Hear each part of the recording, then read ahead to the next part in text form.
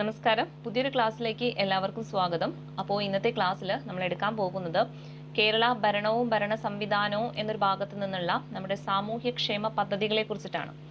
Okay, അപ്പോൾ പദ്ധതികൾ വളരെ പ്രധാനപ്പെട്ടതാണ്. എപ്പോഴും ഒരു മാർക്ക് പദ്ധതികൾ ചോദിക്കാറുണ്ട്. അതിൽ സ്ഥിരമായിട്ട് PSC ചോദിക്കാറുള്ള കുറച്ച് പദ്ധതികളാണ് ഇപ്പോൾ എടുക്കാൻ പോകുന്നത്. അതിൻ്റെ കൂടെ നമ്മുടെ മാറിയ ടെക്സ്റ്റ് ബുക്കിൽ 5ാം ക്ലാസ് ആണോ 7ാം ക്ലാസ് ആണോ എന്നറിയില്ല, ആ ടെക്സ്റ്റ് ബുക്ക് നമ്മുടെ കേരള ജോഗ്രഫി എന്നൊരു ഭാഗത്ത് ഒരുപാട് പദ്ധതികൾ എന്ത് ചെയ്തിട്ടുണ്ട്, കൊടുത്തിട്ടുണ്ട്. അപ്പോൾ അതൊക്കെ എന്ത് ചെയ്യണം, നന്നായിട്ട് പഠിച്ചു പോകണം. നമ്മൾ ഓൾറെഡി ആ ജോഗ്രഫി എടുത്ത സമയത്ത് അതൊക്കെ പഠിപ്പിച്ചിട്ടുണ്ട്. അപ്പോൾ അതൊക്കെ എന്ത് ചെയ്യണം, നന്നായിട്ട് പഠിക്കുക. കാരണം പദ്ധതി വളരെ പ്രധാനപ്പെട്ടതാണ്. അതിൽ നിന്ന് എന്ത് ചെയ്യും, ചോദ്യങ്ങൾ ചോദിക്കും. ഓക്കെ, ഇനിയിപ്പോൾ മാറിയ ടെക്സ്റ്റ് ബുക്ക് ആയതുകൊണ്ട് തന്നെ ചോദിക്കാനുള്ള സാധ്യത കൂടുതലാണ്. അപ്പോൾ അതെന്തായാലും പഠിച്ചു വെച്ചേക്കണം. ഇനി നമുക്ക് സ്ഥിരമായിട്ട് ചോദിക്കാറുള്ള കുറച്ച് പദ്ധതികൾ എന്ത് ചെയ്യുക, ഇപ്പോൾ പഠിച്ചെടുക്കാം. ദെൻ ഫസ്റ്റ് പദ്ധതി നമ്മൾ നോക്കാനായിട്ട് പോകുന്നത് അഭയയാണ്. ഓക്കെ, അഭയ അല്ലേ, എന്തുമായി ബന്ധപ്പെട്ടതാണ് അഭയ പദ്ധതി എന്ന് പറയുന്നത്? അതായത് ഒരു ഉച്ചഭക്ഷണ പദ്ധതിയാണ്. എവിടെയാണ് ഇത് കൊടുക്കുന്നത്? സർക്കാർ ആശുപത്രികളിലാണ്. ഓക്കെ, അതായത് തെരഞ്ഞെടുത്തിട്ടുള്ള സർക്കാർ ആശുപത്രികളിൽ നിർധനരായിട്ടുള്ള രോഗികൾക്ക് അല്ലേ, അതായത് പാവപ്പെട്ട രോഗികൾക്ക് എന്ത് ചെയ്യുക, ഒരു നേരത്തെ ഭക്ഷണം എന്ന് പറയുമ്പോൾ ഉച്ചഭക്ഷണമായിട്ട് കൊടുക്കുന്ന ഒരു പദ്ധതിയാണ് ഇത് അഭയ പദ്ധതി എന്ന് പറയുന്നത്. ഓക്കെ, അപ്പൊ എന്താണ് അഭയ പദ്ധതി എന്ന് പറയുന്നത്? തെരഞ്ഞെടുത്ത സർക്കാർ ആശുപത്രികളിൽ നിർധനരായിട്ടുള്ള രോഗികൾക്ക് ഉച്ചഭക്ഷണം നൽകുന്ന പദ്ധതിയാണ് ഇത് അഭയ പദ്ധതി എന്ന് പറയുന്നത്. ഇനി അടുത്തത് അഭയ കിരണമാണ് അല്ലെ. ചെറിയ ചെറിയ വ്യത്യാസങ്ങളായിരിക്കും പല പേരിനും, അപ്പൊ മാറിപ്പോകരുത്. അടുത്ത പദ്ധതി ഏതാണ്? അഭയ കിരണമാണ് അല്ലെ. അഭയ കിരണം എന്ന് പറയുന്നത് അഗതികളായിട്ടുള്ള വിധവകളെ സംരക്ഷിക്കുന്നവർക്ക് പ്രതിമാസം 1000 രൂപ ധനസഹായം നൽകുന്ന പദ്ധതിയാണ് ഇത് അഭയ കിരണം എന്ന് പറയുന്നത്. ഓക്കെ, അപ്പോൾ അഭയ കിരണം എന്ന് പറയുന്നത് ആർക്ക് വേണ്ടിയിട്ടാണ് ഈ ഒരു പദ്ധതി കൊണ്ടുവന്നിട്ടുള്ളത്? വിധവകൾക്ക് വേണ്ടിയിട്ടാണ് അല്ലെ. അതായത് ആരോരുമില്ലാത്ത വിധവകൾക്ക് വേണ്ടിയിട്ട് അവരെ സംരക്ഷിക്കുന്നവർക്ക് കൊടുക്കുന്ന ഒരു പൈസയാണ് ഇത് 1000 രൂപ എന്ന് പറയുന്നത്. ഓക്കെ, അപ്പൊ ഈ അഭയ കിരണത്തിന്റെ ഭാഗമായിട്ട് വിധവകളെയൊക്കെ സംരക്ഷിക്കുന്നവർക്ക് പ്രതിമാസം 1000 രൂപ കൊടുക്കുന്നൊരു ധനസഹായ പദ്ധതിയാണ് ഇത് അഭയ കിരണം എന്ന് പറയുന്നത്.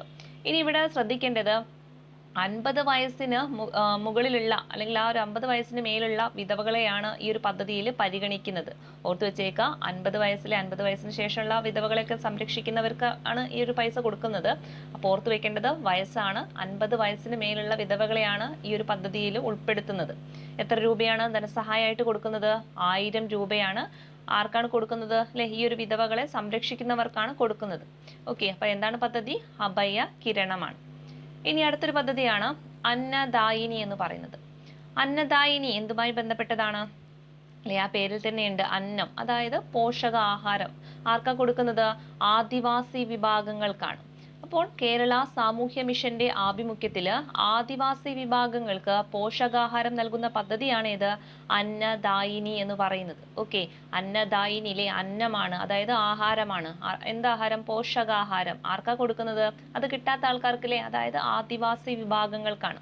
അപ്പോൾ കേരള സാമൂഹ്യ മിഷന്റെ ആഭിമുഖ്യത്തില് ആദിവാസി വിഭാഗങ്ങൾക്ക് പോഷകാഹാരം നൽകുന്ന പദ്ധതി ഏതാന്ന് ചോദിച്ചാൽ അത് ഏതാണ്? അന്നദായിനിയാണ്. ഓർത്തു വെച്ചേക്കാം. ഇനി അടുത്തത് അനുയാത്രയാണ് അല്ലെ. സ്ഥിരം ക്വസ്റ്റ്യൻ ആണ് അനുയാത്ര. അനുയാത്ര എന്തുമായി ബന്ധപ്പെട്ടതാണ്? ഭിന്നശേഷിക്കാരുമായി ബന്ധപ്പെട്ടതാണ് കേട്ടോ. ഓർത്ത് വെച്ചേക്കണം. അനുയാത്ര ആർക്ക് വേണ്ടിയിട്ടുള്ളതാ ചോദിച്ചാൽ ഭിന്നശേഷിക്കാർക്ക് വേണ്ടിയിട്ടാണ്. അതായത് ഭിന്നശേഷി സൗഹൃദ സംസ്ഥാനമായി കേരളത്തെ മാറ്റുക എന്ന ലക്ഷ്യത്തോടു കൂടി കൊണ്ടുവന്നിട്ടുള്ള ഒരു പദ്ധതിയാണ് ഇത് അനുയാത്ര എന്ന് പറയുന്നത്. ഓക്കെ, അനുയാത്ര എന്തുമായി ബന്ധപ്പെട്ടതാണ്?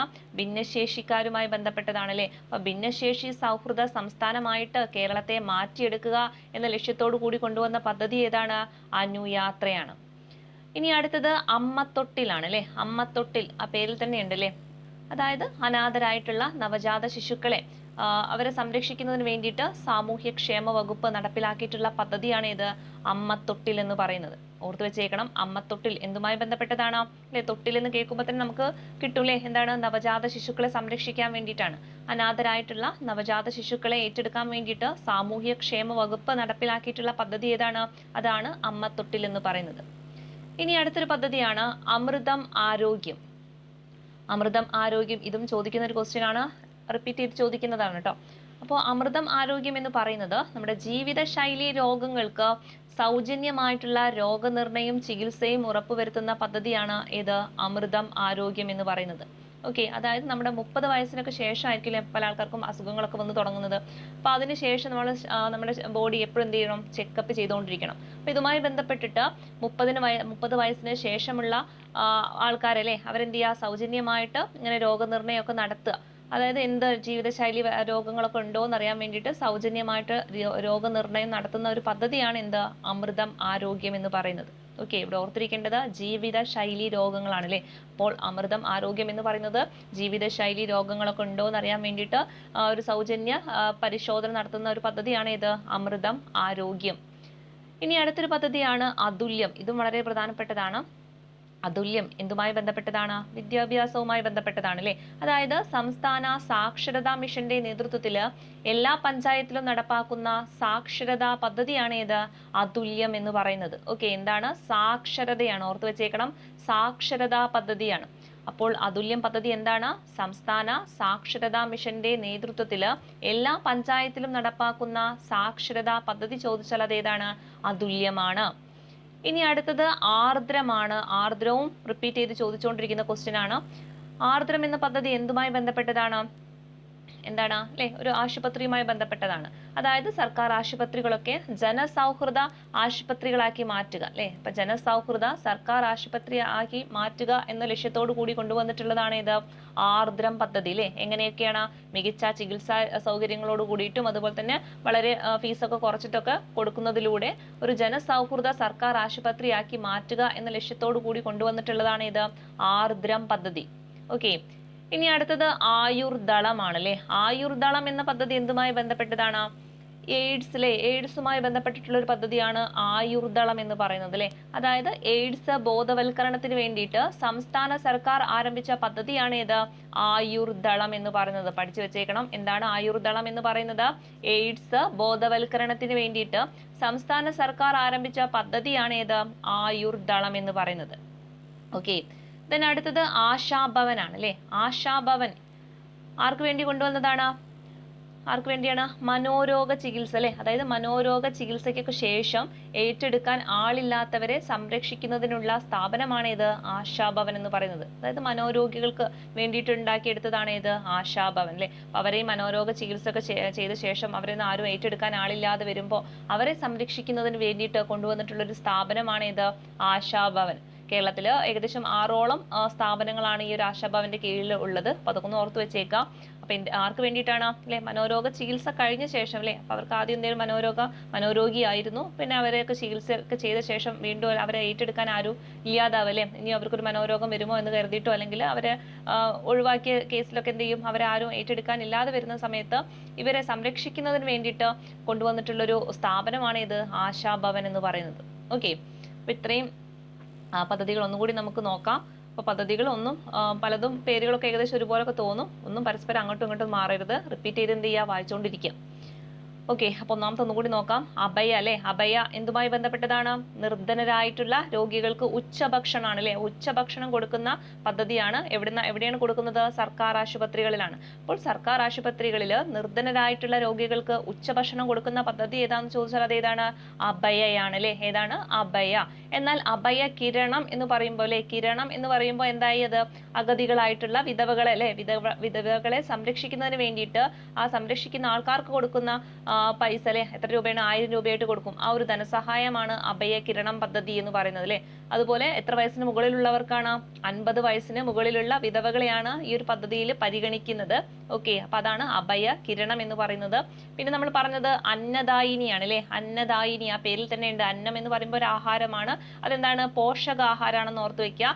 ആർക്കാ കൊടുക്കുന്നത്, അത് കിട്ടാത്ത ആൾക്കാരായിട്ടുള്ള നമ്മുടെ ആദിവാസി വിഭാഗങ്ങൾക്ക് പോഷകാഹാരം കൊടുക്കുന്ന ഒരു പദ്ധതിയാണ് അന്നദായിനി എന്ന് പറയുന്നത്. കേരള സാമൂഹ്യ മിഷന്റെ ആഭിമുഖ്യത്തിലാണ് ഈ ഒരു പദ്ധതി കൊണ്ടുവന്നിട്ടുള്ളത്. ദെൻ അടുത്തത് ഭിന്നശേഷി സൗഹൃദ സംസ്ഥാനമാക്കി മാറ്റുന്ന കേരളത്തെ അങ്ങനെ മാറ്റിയെടുക്കാനുള്ള ഒരു പദ്ധതിയാണ് ഏത്, അനുയാത്ര എന്ന് പറയുന്നത് അല്ലെ. അനുയാത്ര എന്തുമായി ബന്ധപ്പെട്ടതാണ്, ഭിന്നശേഷിക്കാരുമായി ബന്ധപ്പെട്ടതാണെന്ന് ഓർത്തു വെക്കുക. പിന്നെ നമ്മൾ അമ്മത്തൊട്ടിൽ പറഞ്ഞു അല്ലെ. അമ്മത്തൊട്ടിൽ ആ പേരിൽ തന്നെയുണ്ട്. അതായത് നവജാത ശിശുക്കളെ അല്ലെ, ആരും ഏറ്റെടുക്കാത്ത നവജാത ശിശുക്കളെ എന്ത് ചെയ്യാം, ഈ ഒരു അമ്മത്തൊട്ടിൽ ഏറ്റെടുക്കാൻ വേണ്ടിയിട്ട് സാമൂഹ്യക്ഷേമ വകുപ്പ് കൊണ്ടുവന്നിട്ടുള്ള ഒരു പദ്ധതിയാണ് അമ്മത്തൊട്ടിൽ എന്ന് പറയുന്നത്. ഇനി ജീവിതശൈലി രോഗങ്ങളൊക്കെ അല്ലെ, ഒരു 30 വയസ്സിന് ശേഷം നമുക്ക് വല്ല ജീവിതശൈലി രോഗങ്ങളൊക്കെ ഉണ്ടോന്ന് അറിയാൻ വേണ്ടിയിട്ട് ഒരു സൗജന്യ രോഗനിർണയം നടത്തുന്ന ആ ഒരു പദ്ധതിയാണ് ഇത് അമൃതം ആരോഗ്യം അല്ലെ, അമൃതം ആരോഗ്യം എന്ന് പറയുന്നത്. അതുപോലെ അതുല്യം പദ്ധതി എന്തുമായി ബന്ധപ്പെട്ടതാണ്? സാക്ഷരതയുമായി ബന്ധപ്പെട്ടതാണ് അല്ലെ. അതായത് സംസ്ഥാന സാക്ഷരതാ മിഷന്റെ നേതൃത്വത്തിൽ എല്ലാ പഞ്ചായത്തിലും നടപ്പാക്കുന്ന സാക്ഷരതാ പദ്ധതിയാണ് ഇത് അതുല്യം എന്ന് പറയുന്നത്. ദെൻ അടുത്തത് നമ്മുടെ ജനസൗഹൃദ സർക്കാർ ആശുപത്രിയാക്കി മാറ്റുക എന്ന ലക്ഷ്യത്തോടു കൂടി കൊണ്ടുവന്നിട്ടുള്ള പദ്ധതി ഏതാണ്? അത് ആർദ്രം പദ്ധതിയാണ് അല്ലെ. ഏതാണ്? ആർദ്രം പദ്ധതിയാണ്. എന്നാൽ എയ്ഡ്സ് ബോധവൽക്കരണത്തിന് വേണ്ടിയിട്ട് സർക്കാർ ആശുപത്രികളിൽ കൊണ്ടുവന്നിട്ടുള്ള ഒരു പദ്ധതിയാണ് ഏത്? ആയുർദളം എന്ന് പറയുന്നത് അല്ലെ. ആയുർദളം എന്ന് പറയുന്നത് എന്തുമായി ബന്ധപ്പെട്ടതാണ്? എയ്ഡ്സുമായി ബന്ധപ്പെട്ടതാണെന്ന് ഓർത്തു വെക്കുക. അടുത്തത് ആശാഭവനാണ്. ആശാഭവൻ എന്താണ്? മനോരോഗികളിലെ, അതായത് മനോരോഗ ചികിത്സയ്ക്ക് ശേഷം അവരെ ഏറ്റെടുക്കാൻ ആരുമില്ലാതാകുന്ന സമയത്ത് അവരെ സംരക്ഷിക്കുന്നതിന് വേണ്ടിയിട്ട് കൊണ്ടുവന്നിട്ടുള്ളതാണ് ഏത്? ആശാഭവൻ സെന്ററുകൾ എന്ന് പറയുന്നത്. അപ്പൊ അതൊക്കെ ഓർത്തു വെച്ചേക്കുക. ഇനി അടുത്തത് നമുക്ക് നോക്കാനുള്ളത് ആശാ കിരണമാണ്. ആശാ കിരണം എന്തിനു വേണ്ടിയിട്ടുള്ളതാണ്? ഇതൊരു ഇൻഷുറൻസ് പദ്ധതിയാണെന്ന് ഓർത്ത് വെച്ചേക്കുക. ആശാ കിരണം അല്ലെ, ആ പേരിൽ തന്നെയുണ്ട് ആശ, അതായത് ആശാ വർക്കർമാർക്ക് വേണ്ടിയിട്ട് കൊണ്ടുവന്നിട്ടുള്ളൊരു ഇൻഷുറൻസ് പദ്ധതിയാണ് ഇത് ആശാ കിരണം എന്ന് പറയുന്നത്. പഠിച്ചു വെച്ചേക്കണം. സംസ്ഥാനത്തെ ആശാ വർക്കർമാരുടെ ഇൻഷുറൻസ് പദ്ധതി ചോദിച്ചാൽ അത് ഏതാണ്? ആശാ കിരണമാണ് അല്ലെ. ആ പേര് ഇവിടെ തന്നെയുണ്ട്, ആശ. ഓർത്ത് വെച്ചേക്കുക. ആശാ കിരണം എന്ന് പറയുന്നത് സംസ്ഥാനത്തെ ആശാ വർക്കർമാരുടെ ഇൻഷുറൻസ് പദ്ധതിയാണ്. ഇനി അടുത്തത് ആശ്വാസ കിരണാണ് അല്ലെ. എന്താണ്? ആശ്വാസമാണ്. ആശ്വാസം എന്ന് പറയുമ്പോൾ ഇവിടെ കിടപ്പ് രോഗികളായിട്ടുള്ള ആൾക്കാരെ ശുശ്രൂഷിക്കുന്നവർക്ക് പ്രതിമാസം ഒരു 600 രൂപയായിട്ട് കൊടുക്കുന്ന ഒരു പദ്ധതിയാണ് ഇത് ആശ്വാസ കിരണം എന്ന് പറയുന്നത്. ഓക്കെ, അതായത് കിടപ്പ് രോഗിയായിട്ടുള്ള ആൾക്കാരുണ്ടാവുമല്ലോ, ഒന്നിനും പോകാൻ പറ്റാതെ കിടപ്പായിട്ട് കിടക്കുന്ന ആൾക്കാരുണ്ടാവുമല്ലോ, ആ രോഗികളെ അവരെ ശുശ്രൂഷിക്കുന്നവർക്കാണ് ഇത് കൊടുക്കുന്നത് അല്ലെ. എന്താ? മാസം ഒരു 600 രൂപയായിട്ട് കൊടുക്കും, ഒരു പെൻഷനായിട്ട് കൊടുക്കുന്ന ഒരു പദ്ധതിയാണ്. ഓക്കെ, അപ്പൊ അങ്ങനെയുള്ള ഒരു പദ്ധതിയാണ് ഇത് ആശ്വാസ കിരണം എന്ന് പറയുന്നത്. ഓർത്ത് വെച്ചേക്കണം. കിടപ്പ് രോഗികളെ ശുശ്രൂഷിക്കുന്നവർക്ക് പ്രതിമാസം പെൻഷനായിട്ട് കൊടുക്കുന്ന ഒരു പദ്ധതിയാണ് ഇത് ആശ്വാസ കിരണം എന്ന് പറയുന്നത് അല്ലെ. അവർക്കൊരു ആശ്വാസമാവാൻ വേണ്ടിയിട്ട് എത്ര രൂപ കൊടുക്കും? 600 രൂപ കൊടുക്കും അല്ലെ. അവരെ സംരക്ഷിക്കുകയല്ലേ, അല്ലെങ്കിൽ അവരെ ശുശ്രൂഷിക്കുന്നത് കൊണ്ടാണ് അവർക്കൊരു 600 രൂപ വെച്ചിട്ട് മാസം കൊടുക്കുന്നത്, അവർക്കൊരു ആശ്വാസമാവാൻ വേണ്ടിയിട്ട്. അപ്പൊ അങ്ങനെയൊക്കെ ഒന്ന് ഓർത്ത് വെക്കുക. ഇനി അടുത്തത് ആരോഗ്യ കിരണമാണ് കേട്ടോ. ആരോഗ്യം, ഒരുപാട് കിരൺ വെച്ചിട്ട് ഒരുപാടുണ്ട്, അപ്പൊ ഒന്നും പരസ്പരം മാറരുത്, എങ്കിലും ജസ്റ്റ് എന്തെങ്കിലുമൊക്കെ കണക്ട് ചെയ്ത് വെച്ചിട്ട് പഠിക്കാം. ഓക്കെ, അപ്പൊ ആശ്വാസ കിരൺ കഴിഞ്ഞു. അടുത്തത് എന്താണ്? ആരോഗ്യ കിരൺ ആണ് അല്ലെ. ആരോഗ്യ കിരൺ എന്ന് പറയുമ്പോൾ സംസ്ഥാനത്ത് APL BPL എന്ന് വ്യത്യാസമൊന്നും ഇല്ലാതെ 18 വയസ്സിന് താഴെയുള്ള ഒരുപാട് വലിയ വലിയ അസുഖങ്ങളൊക്കെ ബാധിച്ച ആൾക്കാരുണ്ടാവും. അതായത് അർബുദം അല്ലെങ്കിൽ മാരകമായിട്ടുള്ള അസുഖം ബാധിച്ച ആൾക്കാരുണ്ടാവും അല്ലെ. അർബുദം, ഹൃദ്രോഗം, വൃക്ക, മസ്തിഷ്ക രോഗം തുടങ്ങിയിട്ടുള്ള രോഗങ്ങളൊക്കെ ബാധിച്ചിട്ടുള്ള 18 വയസ്സിന് താഴെയുള്ളവർക്ക് സൗജന്യ ചികിത്സ കൊടുക്കുന്ന ഒരു പദ്ധതിയാണ് ഇത് ആരോഗ്യ കിരണം എന്ന് പറയുന്നത്. ഓർത്തു വെച്ചേക്കണം. അപ്പൊ എത്ര വയസ്സിന് താഴെയുള്ളവർക്കാണ് ആരോഗ്യ കിരണം എന്ന് പറയുന്നത്? 18 വയസ്സാണ്. ഓർത്തു വെക്കുക. 18 വയസ്സിന് താഴെയുള്ള എന്തൊക്കെ ബാധിച്ച ആൾക്കാരായിരിക്കണം? ഒന്നുകിൽ അർബുദ രോഗമായിരിക്കും, അല്ലെങ്കിൽ ഹൃദ്രോഗമായിരിക്കും, അല്ലെങ്കിൽ വൃക്ക, മസ്തിഷ്ക രോഗം, അങ്ങനെയൊക്കെ എന്തെങ്കിലും രോഗം ബാധിച്ച ആൾക്കാർക്ക് അവിടെ APL ആണോ BPL ആണോ ഒന്നും നോക്കാതെ അവർക്ക് സൗജന്യ ചികിത്സ ഉറപ്പാക്കുന്ന ഒരു പദ്ധതിയാണ് ഇത് ആരോഗ്യ കിരണം എന്ന് പറയുന്നത്. ഓക്കെ, എന്താണ്? ആരോഗ്യ കിരണം അല്ലെ. അവരെ ഒരു ആരോഗ്യത്തോടെ കൊണ്ടുവരാൻ വേണ്ടിയിട്ട് കൊണ്ടുവന്നിട്ടുള്ള ഒരു പദ്ധതിയാണ് ഇത് ആരോഗ്യ കിരണം. ഇനി അടുത്തത് ആഫ്റ്റർ കെയർ ഹോം ആണ്. ആഫ്റ്റർ കെയർ ഹോം എന്ന് പറയുന്നത് ആർക്ക് വേണ്ടി കൊണ്ടുവന്നിട്ടുള്ളതാണ്? ആഫ്റ്റർ കെയർ ഹോം എന്ന് പറയുന്നത് വനിതകൾക്കാണെന്ന് ഓർത്ത് വെച്ചേക്കണം. എവിടുത്തെ വനിതകളാണെന്ന് പ്രത്യേകം ശ്രദ്ധിക്കാം. അതായത് സാമൂഹ്യനീതി വകുപ്പിന്റെ ചിൽഡ്രൻസ് ഹോം, അതുപോലെ തന്നെ സ്പെഷ്യൽ ഹോം, ബാലമന്ദിരം, പുവർ ഹോം, അനാഥാലയങ്ങൾ. ഓക്കെ, ഇവിടെയൊക്കെയുള്ള വനിതകൾ ഉണ്ടാവും. അതായത് 18 വയസ്സ് കഴിഞ്ഞിട്ടുള്ള വനിതകളെ അവിടെ നിന്ന് വേറൊരു സ്ഥലത്തേക്ക് പുനരധിവസിപ്പിക്കുന്ന സ്ഥാപനമാണ് ഇത് ആഫ്റ്റർ കെയർ ഹോം എന്ന് പറയുന്നത്. ഓക്കെ, അവിടെ അവർക്ക് എന്ത് ചെയ്യുന്നുണ്ട്? വിദ്യാഭ്യാസവും അതുപോലെ തന്നെ അതിന്റെ കൂടെ തന്നെ എന്തെങ്കിലുമൊക്കെ തൊഴിലൊക്കെ അവിടെ പരിശീലിപ്പിക്കുന്നുണ്ട്. അപ്പൊ അതാണ് ആഫ്റ്റർ കെയർ ഹോം എന്ന് പറയുന്നത്. ഓർത്ത് വെച്ചേക്കണം. ആഫ്റ്റർ കെയർ ഹോം ആർക്കാണ്? വനിതകൾക്കാണ്. എവിടെയുള്ള വനിതകൾക്കാണ്? ഈ സാമൂഹ്യനീതി വകുപ്പിന്റെ ചിൽഡ്രൻസ് ഹോമിലും സ്പെഷ്യൽ ഹോമിലും ബാലമന്ദിരത്തിലും അതുപോലെ തന്നെ നമ്മുടെ അനാഥാലയത്തിലൊക്കെ ഉള്ള സ്ത്രീകൾ ഉണ്ടാവുമല്ലോ. സ്ത്രീകൾ എന്ന് പറയുമ്പോൾ ആദ്യം അവർ കുട്ടികളായിരുന്നു, അത് പിന്നീട് 18 വയസ്സിന് ശേഷം അവരെന്ത് ചെയ്യാണ്? വേറൊരു സ്ഥലത്തേക്ക് മാറ്റുകയാണ് അല്ലെ. അതേതാണ്? ആഫ്റ്റർ കെയർ ഹോം എന്ന് പറയുന്ന സ്ഥലത്തേക്കാണ്, അല്ലെങ്കിൽ ആ ഒരു സ്ഥാപനത്തിലോട്ട് മാറ്റുകയാണ്. അവിടെ അവർക്ക് എന്താണ് വിദ്യാഭ്യാസത്തിനുള്ള സൗകര്യവും അതുപോലെ തന്നെ തൊഴിൽ പരിശീലനം ഒക്കെ കൊടുക്കുക. ആ ഒരു സംരംഭമാണ് അല്ലെങ്കിൽ ആ ഒരു സ്ഥാപനമാണ് എന്ത് ആഫ്റ്റർ കെയർ ഹോം എന്ന് പറയുന്നത്.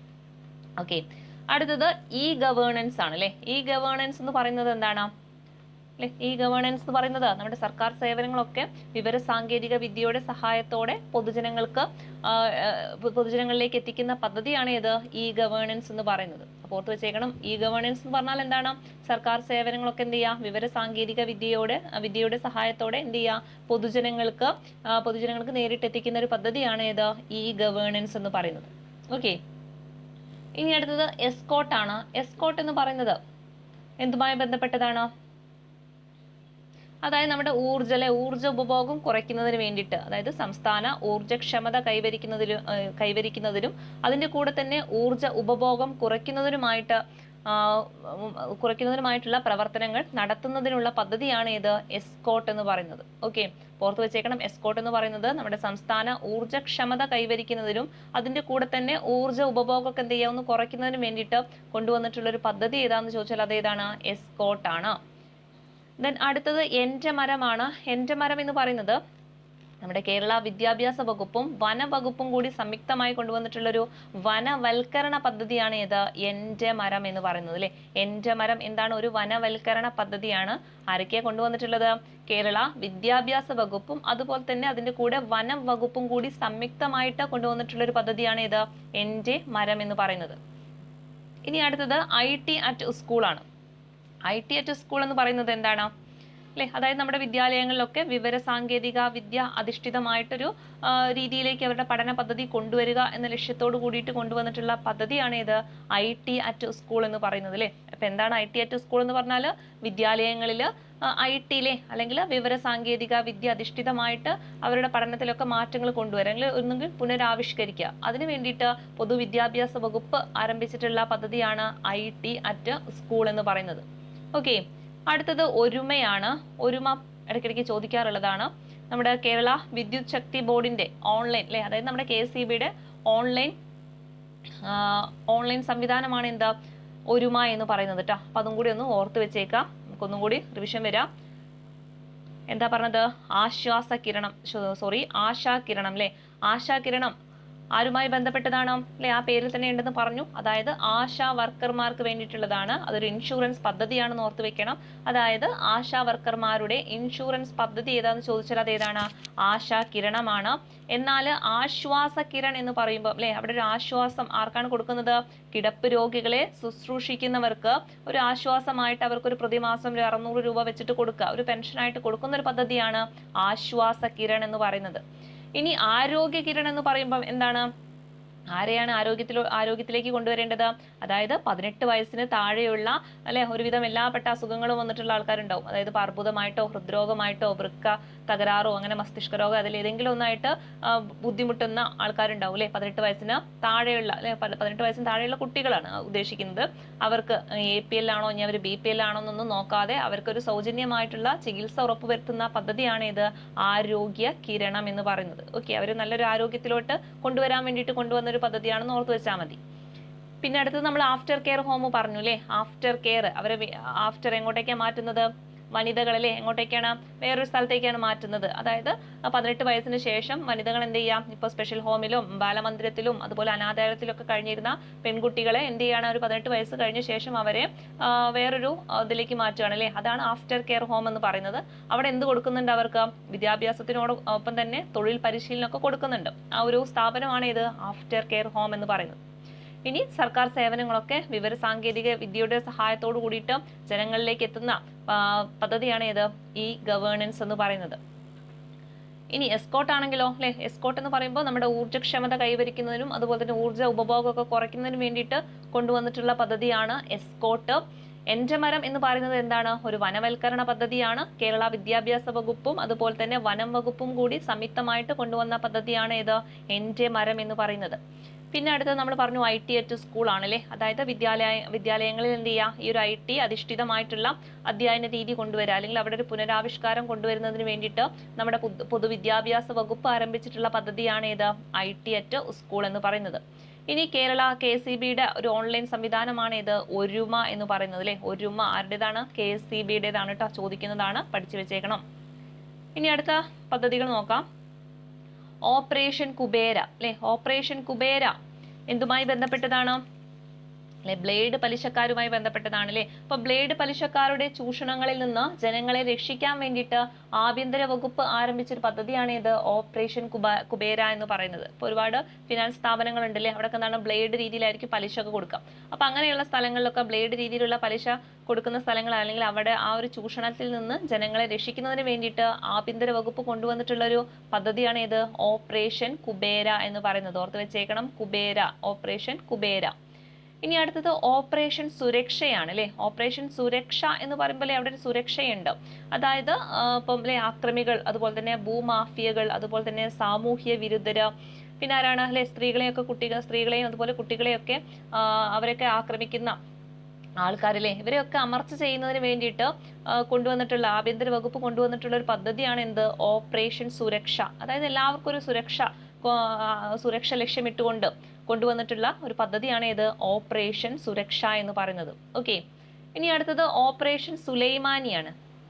ഓപ്പറേഷൻ സുലൈമാനി എവിടെയാണത് ആദ്യം സ്റ്റാർട്ട് ചെയ്തത്? നമ്മുടെ കോഴിക്കോടാണ്. അപ്പൊ അത് ഓർത്ത് വെച്ചേക്കണം, അതും ചോദിക്കാറുണ്ട്. ഓപ്പറേഷൻ സുലൈമാനി സ്റ്റാർട്ട് ചെയ്തത് എവിടെയാണെന്ന് ചോദിച്ചാൽ കോഴിക്കോടാണ്. എന്താണ് ഓപ്പറേഷൻ സുലൈമാനി എന്ന് പറഞ്ഞാൽ നമ്മുടെ കോഴിക്കോട് ജില്ലാ ഭരണകൂടവും ഹോട്ടൽ ആൻഡ് റെസ്റ്റോറന്റ് അസോസിയേഷനും കൂടിയിട്ട് സംയുക്തമായിട്ട് നടപ്പിലാക്കുന്ന ഒരു സൗജന്യ ഭക്ഷണ വിതരണ പദ്ധതിയാണ് ഇത് ഓപ്പറേഷൻ സുലൈമാനി എന്ന് പറയുന്നത്. ഓക്കെ, എവിടെയാണ് സ്റ്റാർട്ട് ചെയ്തത്? കോഴിക്കോടാണ്. ഓർത്ത് വെച്ചേക്കുക, ഓപ്പറേഷൻ സുലൈമാനി എന്ന് പറയുന്നത് കോഴിക്കോട് ജില്ലാ ഭരണകൂടവും അവിടുത്തെ ഹോട്ടൽ ആൻഡ് റെസ്റ്റോറന്റ് അസോസിയേഷനും കൂടിയിട്ട് സംയുക്തമായിട്ട് നടപ്പിലാക്കുന്ന ഒരു സൗജന്യ ഭക്ഷണ വിതരണ പദ്ധതിയാണ് ഇത് ഓപ്പറേഷൻ സുലൈമാനി എന്ന് പറയുന്നത്. ഇനി അടുത്തൊരു പദ്ധതിയാണ് കരുത്ത് അല്ലെ. കരുത്ത് ആർക്കാണ് കരുത്ത് ഉണ്ടാവേണ്ടത്? അല്ലെ, സ്ത്രീകൾക്കാണ് അല്ലെങ്കിൽ പെൺകുട്ടികൾക്കാണ്. അതായത് പെൺകുട്ടികൾക്ക് ആയോധന കലകളിൽ പരിശീലനം നൽകി അവരുടെ ആത്മധൈര്യവും സുരക്ഷിതത്വ ബോധവും ഒക്കെ വർദ്ധിപ്പിക്കാൻ വേണ്ടിയിട്ട് കൊണ്ടുവന്നിട്ടുള്ള ഒരു പദ്ധതിയാണ് ഏത് കരുത്ത് എന്ന് പറയുന്നത് അല്ലെ. അപ്പൊ കരുത്തായിട്ടിരിക്കാൻ വേണ്ടിയിട്ട് അവർക്ക് എന്ത് ചെയ്യാം, ആയോധന കലകളിലും പരിശീലനമൊക്കെ കൊടുത്തിട്ട് അവർക്ക് നല്ലൊരു ആത്മധൈര്യവും സുരക്ഷിതത്വ ബോധവും ഒക്കെ വർദ്ധിപ്പിക്കാൻ വേണ്ടിയിട്ട് കൊണ്ടുവന്ന പദ്ധതിയാണ് ഏത് കരുത്ത് എന്ന് പറയുന്നത്. ഓക്കെ, ഇനി അടുത്തൊരു പദ്ധതിയാണ് ക്യാൻസർ സുരക്ഷ അല്ലെ. ക്യാൻസർ സുരക്ഷ എന്താണ്? ക്യാൻസർ ബാധിച്ചിട്ടുള്ള ഏത് വയസ്സിന് താഴെയാണ്? 18 വയസ്സ് അല്ലെ. അപ്പൊ 18 വയസ്സിന് താഴെയുള്ള ക്യാൻസർ ബാധിച്ച കുട്ടികൾക്ക് സൗജന്യ ചികിത്സ കൊടുക്കുന്ന ഒരു പദ്ധതിയാണ് ഇത് ക്യാൻസർ സുരക്ഷ എന്ന് പറയുന്നത് അല്ലെ. ആ പേരിൽ തന്നെയുണ്ട്, ക്യാൻസർ ആണ്. അപ്പോൾ 18 വയസ്സാണെന്ന് ഓർത്ത് വയ്ക്കുക. 18 വയസ്സിന് താഴെയുള്ള കുട്ടികൾക്ക്, ക്യാൻസർ ബാധിച്ചിട്ടുള്ള 18 വയസ്സിന് താഴെയുള്ള കുട്ടികൾക്ക് അവർക്കൊരു സൗജന്യമായിട്ടുള്ള ചികിത്സ കൊണ്ടുവരുന്ന ഒരു പദ്ധതിയാണ് ഇത് ക്യാൻസർ സുരക്ഷ എന്ന് പറയുന്നത്. ഓക്കെ, ഇനി അടുത്തത് കാരുണ്യ പദ്ധതിയാണ്. കാരുണ്യ പദ്ധതി എന്താണ്? നമ്മുടെ ക്യാൻസർ, ഹൃദയരോഗം, വൃക്കരോഗം, അതുപോലെ തന്നെ ഹീമോഫീലിയ അങ്ങനെയുള്ള രോഗങ്ങളൊക്കെ ബാധിച്ച് സാമ്പത്തികമായിട്ട് പിന്നാക്കം നിൽക്കുന്നവർക്കുള്ള ചികിത്സാ പദ്ധതിയാണ് ഇത് കാരുണ്യ പദ്ധതി. ഓക്കെ, അപ്പൊ ഇതുമായി ബന്ധപ്പെട്ടിട്ടാണ് നമ്മുടെ കാരുണ്യ ലോട്ടറി ഒക്കെ വന്നിട്ടുള്ളത് അല്ലെ. അവർക്ക് കൊടുക്കാനുള്ള ആ ഒരു സഹായത്തിന്, സാമ്പത്തിക സഹായമായിട്ട് കൊടുക്കാനുള്ളത് എങ്ങനെയാണ് ഇവര് ലോട്ടറിയിലൂടെയാണ് ഒക്കെ കൊടുക്കുന്നത് അല്ലെ. അപ്പൊ കാരുണ്യ ലോട്ടറി ആണെന്ന് ഓർത്ത് വെക്കാം.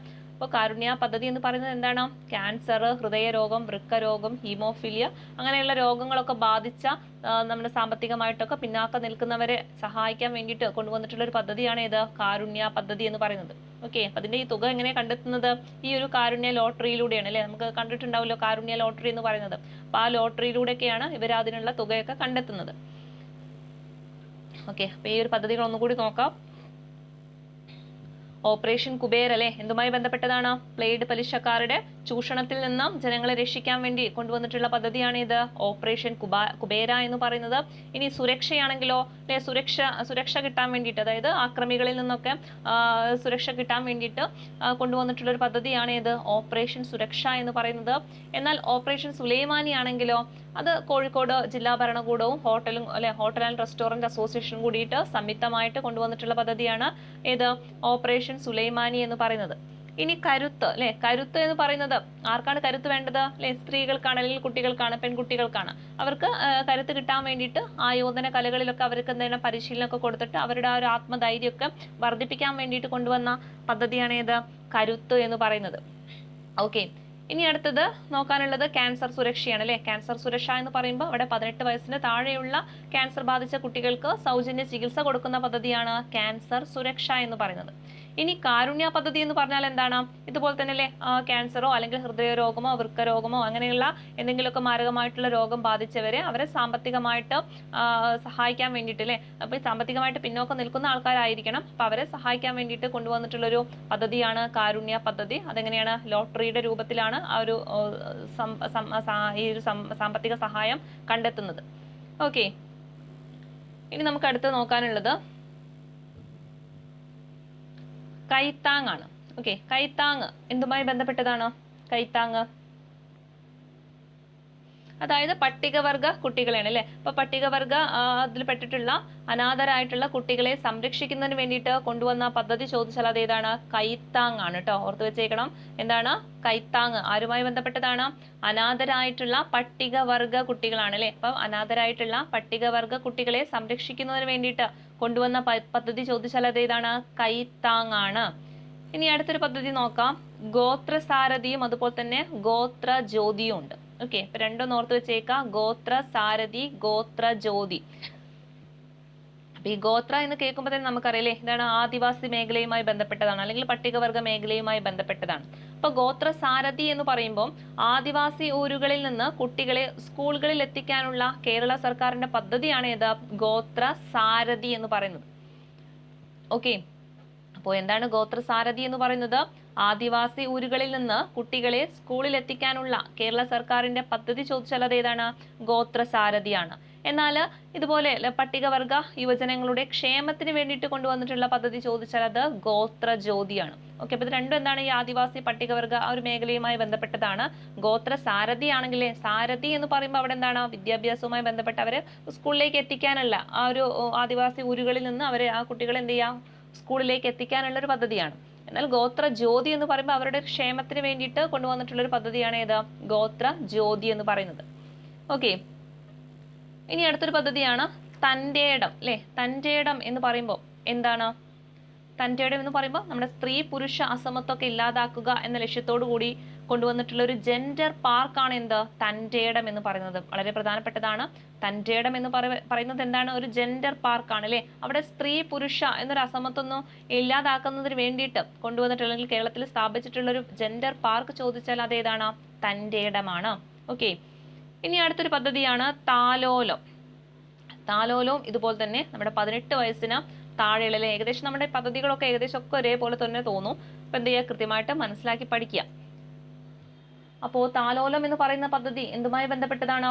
18 വയസ്സിന് താഴെ പ്രായമുള്ള കുട്ടികൾക്ക് അല്ലെ, അവർക്ക് എന്തൊക്കെ രോഗങ്ങളാണ്? ഹൃദയ സംബന്ധമായ രോഗങ്ങളോ അല്ലെങ്കിൽ നാഡീ രോഗങ്ങളോ, സെറിബ്രൽ പാൾസി, ഓട്ടിസം, അസ്ഥിവൈകല്യം അങ്ങനെയൊക്കെയുള്ള രോഗങ്ങൾ ബാധിച്ചിട്ടുള്ള കുട്ടികൾക്ക് അവരുടെ ഒരു ചികിത്സ ചെലവ് എന്താ ചെയ്യുക? സൗജന്യമാക്കുന്ന ഒരു പദ്ധതിയാണ് ഇത് താലോലം എന്ന് പറയുന്നത് അല്ലെ. അപ്പൊ ഇവിടെയും എന്താണ്? 18 വയസ്സിന് താഴെയുള്ള കുട്ടികളാണ്. അപ്പൊ 18 വയസ്സിന് താഴെയുള്ള പ്രായമുള്ള കുട്ടികളിൽ ഇങ്ങനെ ഒരു രോഗാവസ്ഥയൊക്കെ ഉണ്ടെങ്കിൽ അവർക്ക് സൗജന്യ ചികിത്സ കൊടുക്കുന്ന ഒരു പദ്ധതിയാണ് ഏത്? താലോലം എന്ന് പറയുന്നത്.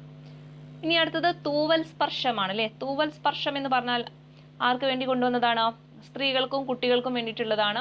അവരെ അതിക്രമങ്ങളൊക്കെ തടയുന്നതിനെ ലക്ഷ്യമിട്ട് അല്ലെങ്കിൽ സ്ത്രീകളെയും കുട്ടികളൊക്കെ അതിക്രമങ്ങൾ ചെയ്യുന്നതിൽ നിന്ന് അവരൊക്കെ അതിൽ നിന്ന് തടയുന്നതിന് വേണ്ടിയിട്ട് ലക്ഷ്യമിട്ടുള്ള പദ്ധതിയാണ് ഏത്? തൂവൽ സ്പർശം എന്ന് പറയുന്നത്. ഓക്കെ, എന്താണ് തൂവൽ സ്പർശം എന്ന് പറയുന്നത്? സ്ത്രീകൾക്കും കുട്ടികൾക്കും എതിരെയുള്ള അതിക്രമങ്ങൾ തടയാൻ വേണ്ടിയിട്ട് ലക്ഷ്യമിട്ടിട്ടുള്ള പദ്ധതി ചോദിച്ചാൽ അത് ഏതാണ്? തൂവൽ സ്പർശമാണ്. ഇനി അടുത്തത് ദിശ ഹെൽപ്പ് ലൈൻ നമ്പർ ആണ്. ദിശ ഹെൽപ്പ് ലൈൻ നമ്പർ ചോദിക്കുന്നതാണ് എത്രയാണ്? 1056 ആണ്. ഓക്കെ, 1056 ആണ് ദിശ ഹെൽപ്പ് ലൈൻ നമ്പർ. എന്തിനു വേണ്ടി കൊണ്ടുവന്നതാ ചോദിച്ചാൽ പരീക്ഷാകാലത്ത് കുട്ടികൾ നേരിടുന്ന മാനസിക സമ്മർദ്ദങ്ങളൊക്കെ ഫലപ്രദമായി നേരിടാൻ വേണ്ടിയിട്ട് അതിനു വേണ്ടിയിട്ട് 24 മണിക്കൂറും നമുക്ക് ടോൾ ഫ്രീ ആയിട്ട് വിളിച്ചാൽ കിട്ടുന്ന ഒരു നമ്പറാണ് ഇത് 1056 എന്ന് പറയുന്നത്. ഓക്കെ, ഏതാണ് 1056 എന്ന് പറയുന്നത്? അതാണ് ദിശ ഹെൽപ്പ് ലൈൻ നമ്പർ. ഓക്കെ, എന്തിനു വേണ്ടിയിട്ടാണ്? ഈ ഒരു പരീക്ഷാകാലത്തൊക്കെ കുട്ടികൾ നേരിടുന്ന മാനസിക സമ്മർദ്ദങ്ങളൊക്കെ നേരിടാൻ വേണ്ടിയിട്ട് അവരെ ഒരു പ്രാപ്തരാക്കാൻ വേണ്ടിയിട്ട് നമുക്ക് എന്ത് ചെയ്യാൻ പറ്റും? 24 മണിക്കൂറിൽ എപ്പോൾ വിളിച്ചു കഴിഞ്ഞാലും ഈ ഒരു നമ്പറിൽ വിളിച്ചു കഴിഞ്ഞാലും കിട്ടും. നമുക്ക് അവരുടെ ഒരു കൗൺസിലിങ്ങോ അല്ലെങ്കിൽ അവരുടെ ഒരു സേവനമൊക്കെ ഈ ഒരു സമയത്ത് ലഭ്യമാണ്. ഏതാണ് ആ നമ്പർ ചോദിച്ചാൽ 1056 ആണ് ദിശ ഹെൽപ്പ് ലൈൻ നമ്പർ. പഠിച്ചു വെച്ചേക്കണം. ഓക്കെ, ഒന്നുകൂടി നോക്കാം. കൈത്താങ് അല്ലെ, കൈത്താങ് എന്ന് പറഞ്ഞാൽ ആരുമായി ബന്ധപ്പെട്ടതാണ്? പട്ടികവർഗ കുട്ടികളെ അവരെ സംരക്ഷിക്കുന്നതിന് വേണ്ടിയിട്ട് കൊണ്ടുവന്നിട്ടുള്ളതാണ് ഇത് കൈത്താങ് അല്ലെ. അതായത് അനാഥരായിട്ടുള്ള പട്ടികവർഗ കുട്ടികളെ സംരക്ഷിക്കുന്ന പദ്ധതിയാണ് ഇത് കൈത്താങ് അല്ലെ. ഒരു കൈത്താങ് കൊടുത്തിട്ട് അവരെന്ത് ചെയ്യുക, അങ്ങ് സംരക്ഷിച്ചെടുക്കുക പട്ടികവർഗ അനാഥരായിട്ടുള്ള പട്ടികവർഗ കുട്ടികളെ. ഇനി അടുത്തത് ഇതായിരുന്നു ഗോത്ര സാരഥിയും അതുപോലെ തന്നെ ഗോത്ര ജ്യോതിയും അല്ലെ. ആ ഗോത്രം എന്ന് കേൾക്കുമ്പോൾ തന്നെ നമുക്ക് മനസ്സിൽ വരണം എന്താണ്? ആദിവാസി അല്ലെങ്കിൽ പട്ടികവർഗ മേഖലയുമായി ബന്ധപ്പെട്ടതാണെന്ന്. സാരഥി എന്ന് പറയുമ്പോൾ അതെന്താണ്? സ്കൂളിലേക്ക് അവരെ ആദിവാസി ഊരുകളിൽ നിന്ന് കുട്ടികളെ സ്കൂളിലേക്ക് എത്തിക്കുന്ന പദ്ധതിയാണ് ഗോത്ര സാരഥി എന്ന് പറയുന്നത്. എന്നാൽ ഗോത്ര ജ്യോതി ആണെങ്കിൽ എന്താണ്? പട്ടികവർഗ യുവജനങ്ങളുടെ ക്ഷേമത്തിന് വേണ്ടി കൊണ്ടുവന്നിട്ടുള്ളതാണ് ഗോത്ര ജ്യോതി എന്ന് പറയുന്നത്. പിന്നെ നമ്മൾ നോക്കിയത് ഏതാണ്? തൻ്റെ ഇടമാണ് അല്ലെ. തൻ്റെ ഇടം എന്ന് പറയുമ്പോൾ അതൊരു ജെൻഡർ പാർക്കാണെന്ന് ഓർത്ത് വെച്ചേക്കുക. അതായത് സ്ത്രീ പുരുഷ അസമത്വം ഒക്കെ ഇല്ലാതാക്കാൻ വേണ്ടിയിട്ട് കൊണ്ടുവന്നിട്ടുള്ള ഒരു ജെൻഡർ പാർക്കാണ് ഇത് തൻ്റെ ഇടം എന്ന് പറയുന്നത്. ഇനി താലോലം എന്ന് പറയുന്നത് എന്താണ്? 18 വയസ്സിന് താഴെയുള്ള കുട്ടികൾക്ക് അല്ലെ, അവർക്ക് മാരകമായിട്ടുള്ള അസുഖങ്ങളായിട്ടുള്ള ഹൃദയ സംബന്ധമോ അല്ലെങ്കിൽ നാഡീരോഗങ്ങളോ സെറിബ്രൽ പാൾസിയോ ഓട്ടിസമോ അങ്ങനെയൊക്കെ ബാധിച്ചിട്ടുള്ള കുട്ടികളെ അവരുടെ ചികിത്സാ ചെലവ് എടുക്കുന്ന ഒരു പദ്ധതിയാണ് ഇത് താലോലം എന്ന് പറയുന്നത്. തൂവൽ സ്പർശം എന്ന് പറഞ്ഞാൽ എന്താ അല്ലെ? സ്ത്രീകൾക്കും കുട്ടികൾക്കും എതിരെയുള്ള അതിക്രമങ്ങളൊക്കെ തടയാൻ വേണ്ടിയിട്ട് ലക്ഷ്യമിട്ടിട്ടുള്ള ഒരു പദ്ധതിയാണ് ഇത് തൂവൽ സ്പർശം. ഇനി ദിശ ഹെൽപ്പ് ലൈൻ നമ്പർ ഏതാണ്? നമ്പർ ടോൾ ഫ്രീ നമ്പർ 1056 ആണ്. അതായത് പരീക്ഷാകാലത്ത് അവർ നേരിടുന്ന മാനസിക സമ്മർദ്ദമൊക്കെ ഒന്ന് ലഘൂകരിക്കുന്നതിന് വേണ്ടിയിട്ട് ഒരു കൗൺസിലിംഗ് എന്ന രീതിയിലാണ് 24 മണിക്കൂറും അവരുടെ സേവനം ലഭ്യമാകുന്നത്. ഏതിലൂടെ? ദിശ ഹെൽപ്പ് ലൈൻ നമ്പറിലൂടെ. ഏതാണ് ആ നമ്പർ ചോദിച്ചാൽ 1056 ആണ്. ഇനി അടുത്ത പദ്ധതികൾ നോക്കാം. അടുത്തതാണ് നിർഭയ പദ്ധതി അല്ലെ. നിർഭയ ആ പേരിൽ തന്നെ ഉണ്ട് അല്ലെ. നിർഭയ എന്ന് പറയുമ്പോൾ സ്ത്രീകൾക്കും കുട്ടികൾക്കും എതിരെയുള്ള ലൈംഗിക അതിക്രമങ്ങൾ തടയുന്നതിനുള്ള പദ്ധതിയാണ് ഇത് നിർഭയ പദ്ധതി. 2012 ഇത് തുടങ്ങുന്നത് കേട്ടോ, ഓർത്ത് വെച്ചേക്കണം. അപ്പൊ നിർഭയ പദ്ധതി ആർക്ക് വേണ്ടിയിട്ടാണ്? സ്ത്രീകൾക്കും കുട്ടികൾക്കുമാണ് അല്ലെ. അപ്പൊ സ്ത്രീകൾക്കും കുട്ടികൾക്കും എതിരെയുള്ള ലൈംഗിക അതിക്രമങ്ങൾ തടയുന്നതിന് വേണ്ടി കൊണ്ടുവന്നിട്ടുള്ള പദ്ധതിയാണ് ഏതാ? നിർഭയ എന്ന് പറയുന്നത്. ഓർത്ത് വെച്ചേക്കുക. ഇനി അടുത്തത് നിർഭയ ഷെൽട്ടർ ഹോം ആണ് അല്ലെ. നിർഭയ ഷെൽട്ടർ ഹോം എന്ന് പറഞ്ഞു കഴിഞ്ഞാൽ അവിടെ ഷെൽട്ടർ ഹോം എന്ന് പറഞ്ഞാൽ അവിടെ എന്താണ്? പാർപ്പിക്കാൻ വേണ്ടിയിട്ടുള്ള സ്ഥലമാണ് അല്ലെ. അതായത് ഇങ്ങനെ ലൈംഗിക പീഡനത്തിനിരയായിട്ടുള്ള പെൺകുട്ടികളെ സുരക്ഷിതമായിട്ട് പാർപ്പിക്കാൻ കൊണ്ടുവന്നിട്ടുള്ള ഒരു പദ്ധതി അല്ലെങ്കിൽ ഒരു സ്ഥാപനമാണ് ഇത് നിർഭയ ഷെൽട്ടർ ഹോം എന്ന് പറയുന്നത്.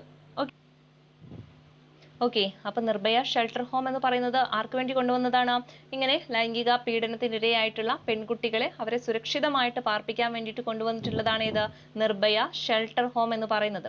അപ്പൊ നിർഭയ പദ്ധതി എന്ന് പറഞ്ഞു കഴിഞ്ഞാൽ ഇങ്ങനെ സ്ത്രീകൾക്കും കുട്ടികൾക്കും എതിരെയുള്ള ലൈംഗിക അതിക്രമങ്ങൾ തടയുന്നതിന് വേണ്ടി കൊണ്ടുവന്നതാണ് ഇത് നിർഭയ പദ്ധതി എന്ന് പറയുന്നത്.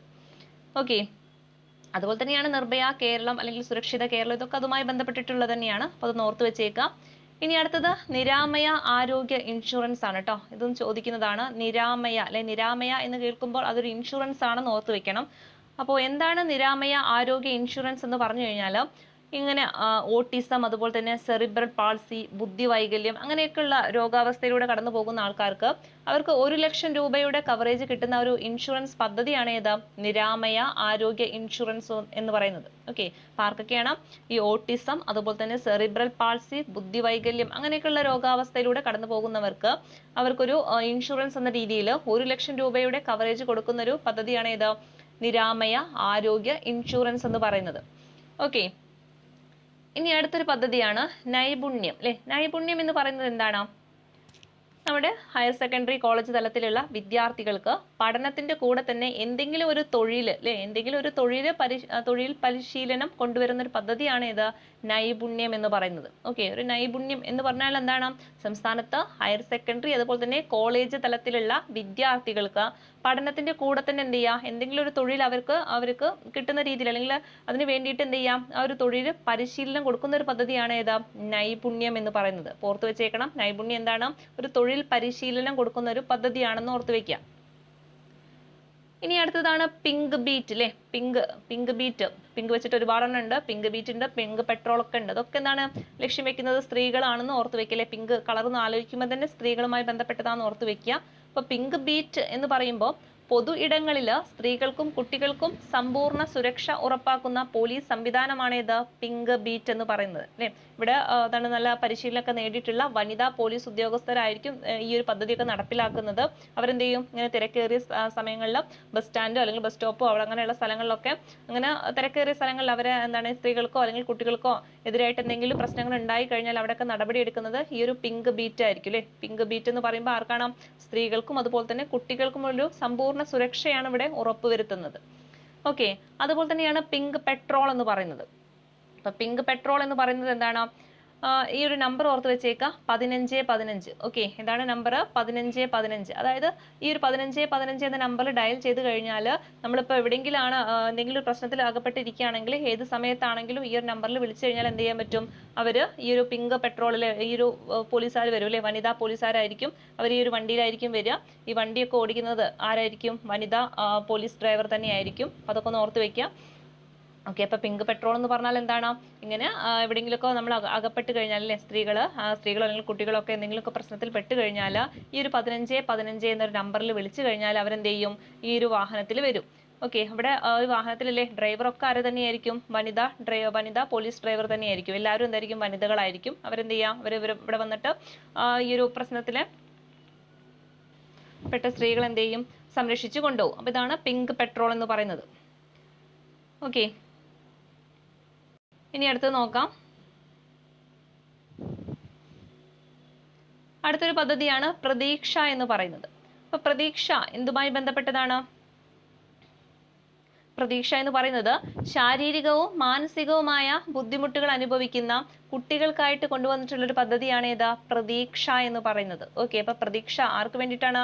ശാരീരികവുമായും അതുപോലെ തന്നെ മാനസികവുമായിട്ട് ബുദ്ധിമുട്ടുകളൊക്കെ അനുഭവിക്കുന്ന കുട്ടികൾക്ക് വേണ്ടി കൊണ്ടുവന്നൊരു പദ്ധതിയാണ് ഏതാ? പ്രതീക്ഷ എന്ന് പറയുന്നത്. എന്നാൽ പ്രതീക്ഷ ഭവൻ എന്ന് പറയുന്നത് ബുദ്ധിവൈകല്യമുള്ള 18 വയസ്സ് കഴിഞ്ഞ പുരുഷന്മാർക്കുള്ള ഒരു സ്ഥാപനമാണ് ഏത്? പ്രതീക്ഷാ ഭവൻ എന്ന് പറയുന്നത്. ഇവിടെ നമ്മുടെ മലപ്പുറം ജില്ലയിൽ തവനൂരാണ് ഈ ഒരു സെന്റർ പ്രവർത്തിക്കുന്നത്. ഓർത്ത് വെച്ചേക്ക്, അതൊക്കെ ചോദിക്കുന്നതാണ്. അപ്പൊ പ്രതീക്ഷാ ഭവൻ എവിടെയാണുള്ളത് എന്ന് ചോദിച്ചാൽ മലപ്പുറം ജില്ലയിലെ തവനൂരിലാണ്. ഓക്കെ, അപ്പൊ ആർക്ക് വേണ്ടിയിട്ടാണ് ഇത് കൊണ്ടുവന്നിട്ടുള്ളത്? പ്രതീക്ഷാ ഭവൻ എന്ന് പറയുന്നത് ബുദ്ധിവൈകല്യമുള്ള 18 വയസ്സ് കഴിഞ്ഞ പുരുഷന്മാർക്ക് വേണ്ടിയിട്ട് കൊണ്ടുവന്നിട്ടുള്ളൊരു സ്ഥാപനമാണ് ഏത്? പ്രതീക്ഷാ ഭവൻ എന്ന് പറയുന്നത്. എന്നാൽ ഇതേപോലെ ഓർത്തിരിക്കേണ്ട ഒന്നാണ് പ്രത്യാശാ ഭവൻ എന്ന് പറയുന്നത്. അപ്പൊ പ്രതീക്ഷാ ഭവനെ പോലെ തന്നെയാണ് എന്ത്? പ്രത്യാശാ ഭവനും.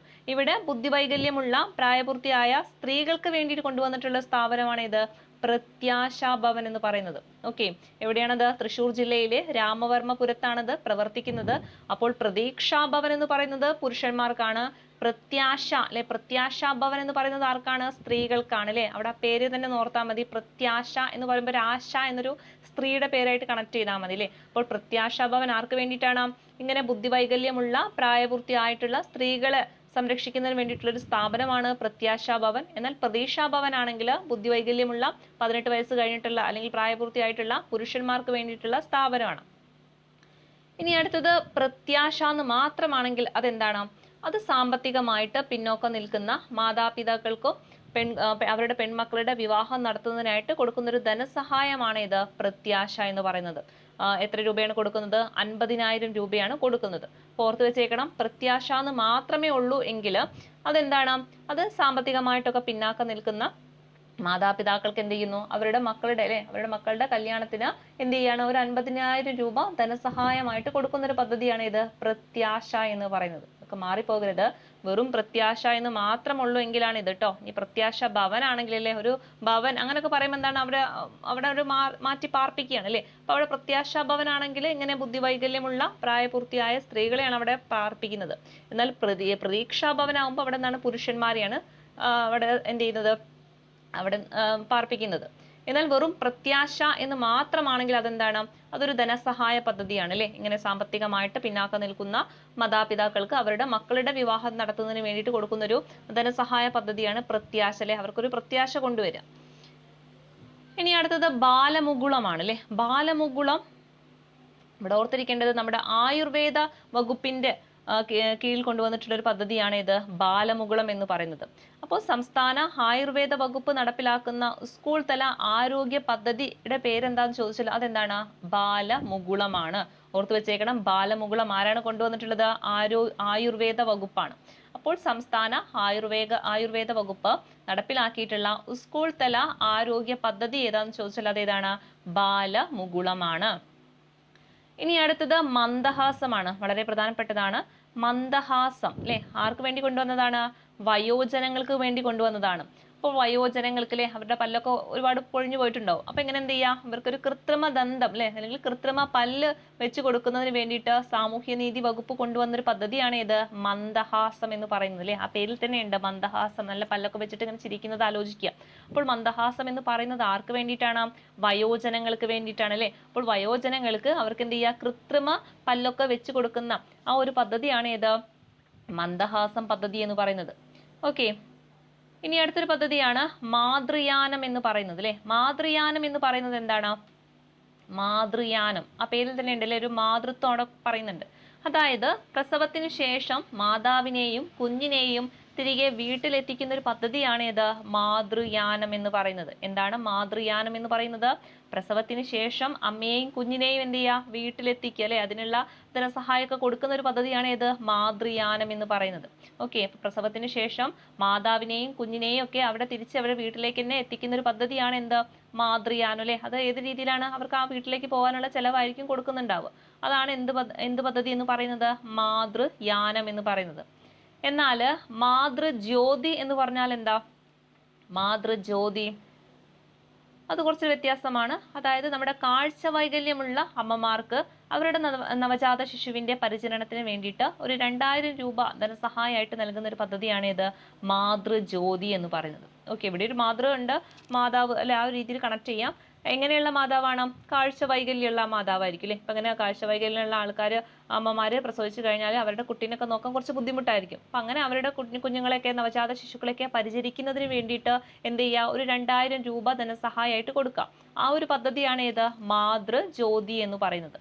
എന്നാൽ മാതൃയാനം, യാനം എന്ന് പറയുമ്പോൾ ഒരു യാത്രയായിട്ട് കണക്ട് ചെയ്യുക. അല്ലെ, മാതൃയാനം അമ്മേനെ എന്ത് ചെയ്യുക? യാത്ര കൊണ്ടുപോകും. അല്ലെ, എങ്ങോട്ട് കൊണ്ടുപോകണം? പ്രസവത്തിന് ശേഷം അവരെ അല്ലെ, അതായത് അമ്മയെയും കുഞ്ഞിനെയും എന്ത് ചെയ്യുക? വീട്ടിലേക്ക് കൊണ്ടുപോകുന്ന പദ്ധതിയാണ് മാതൃയാനം. അപ്പൊ ജ്യോതി എന്ന് പറയുമ്പോൾ, മാതൃജ്യോതി എന്ന് പറയുമ്പോൾ അല്ലെ, ജ്യോതി ഒരു സ്ത്രീയായിട്ട് കണക്ട് ചെയ്യുക, ഒരു കാഴ്ച വൈകല്യമുള്ള ഒരു സ്ത്രീയായിട്ട് കണക്ട് ചെയ്യാം. അപ്പൊ മാതൃജ്യോതി എന്ന് പറയുമ്പോൾ കാഴ്ച വൈകല്യമുള്ള അമ്മയെയും കുഞ്ഞിനെയിലെ അവരെ അമ്മയ്ക്ക് എന്ത് ചെയ്യുക? കുഞ്ഞിനെ പരിചരിക്കുന്നതിന് വേണ്ടിയിട്ട് ഒരു 2000 രൂപ ധനസഹായം കൊടുക്കുന്ന ഒരു പദ്ധതിയാണ് ഇത് മാതൃജ്യോതി എന്ന് പറയുന്നത്. ഓക്കെ, ഇനി അടുത്തൊരു പദ്ധതിയാണ് മിത്ര 181. മിത്ര 181 എന്ന് പറയുന്നതും ഇതും ഒരു ഹെൽപ്പ് ലൈൻ നമ്പറാണ് 181. അതായത് അടിയന്തര ഘട്ടങ്ങളിലൊക്കെ അല്ലെങ്കിൽ അല്ലാത്തപ്പോഴൊക്കെ എന്ത് ചെയ്യാം? സ്ത്രീകൾ എന്തെങ്കിലും പ്രശ്നങ്ങൾ നേരിടുന്നുണ്ടെങ്കിൽ അവർക്ക് അത് വിളിച്ച് പറയാൻ വേണ്ടിയിട്ടുള്ളൊരു നമ്പറാണ് ഇത് 181 എന്ന് പറയുന്നത്. ഓക്കെ, 24 മണിക്കൂറും സേവനം ലഭ്യമാകുന്ന ഒരു നമ്പറാണ് ഇത് 181 എന്ന് പറയുന്നത്. അപ്പൊ എന്താണ് ആ പേര്? മിത്ര 181. ഓക്കെ, അതായത് അടിയന്തര ഘട്ടങ്ങളിലോ അല്ലെങ്കിൽ അല്ലാത്ത സമയത്തൊക്കെ സ്ത്രീകളൊക്കെ എന്തെങ്കിലും ബുദ്ധിമുട്ടുകൾ അനുഭവിക്കുന്നുണ്ടെങ്കിൽ അതെന്ത് ചെയ്യാം? നമുക്ക് ഈ നമ്പറിൽ, ടോൾ ഫ്രീ നമ്പറാണ്, ഈ നമ്പറിൽ വിളിച്ച് പറഞ്ഞാൽ മതി. 24 മണിക്കൂർ അവരുടെ സേവനം ലഭ്യമാവുന്നതാണ്. ഓക്കെ, ഇത്രയും പദ്ധതികൾ എന്ത് ചെയ്യുക? പഠിച്ചു വെച്ചേക്കുക. ഇതിൻ്റെ ഒരു ബാക്കി ഭാഗം എന്ത് ചെയ്യുക? നമുക്ക് അടുത്ത ക്ലാസ്സിൽ എടുക്കാം. അപ്പോൾ കൃത്യമായിട്ട് പഠിക്കുക, ഒന്നും എന്ത് ചെയ്യരുത്? പരസ്പരം മാറിപ്പോകരുത്. പലതും നമുക്ക് ഏകദേശം ഉള്ളത് ഒരുപോലെയൊക്കെ തോന്നും. അപ്പോൾ എന്തെങ്കിലുമൊക്കെ ചെറിയ കണക്ഷനൊക്കെ വെച്ചിട്ട് എന്ത് ചെയ്യുക? പഠിക്കാനായിട്ട് ശ്രമിക്കുക. അപ്പോൾ അടുത്തൊരു ക്ലാസ്സുമായിട്ട് കാണുന്നവരെ താങ്ക് യു.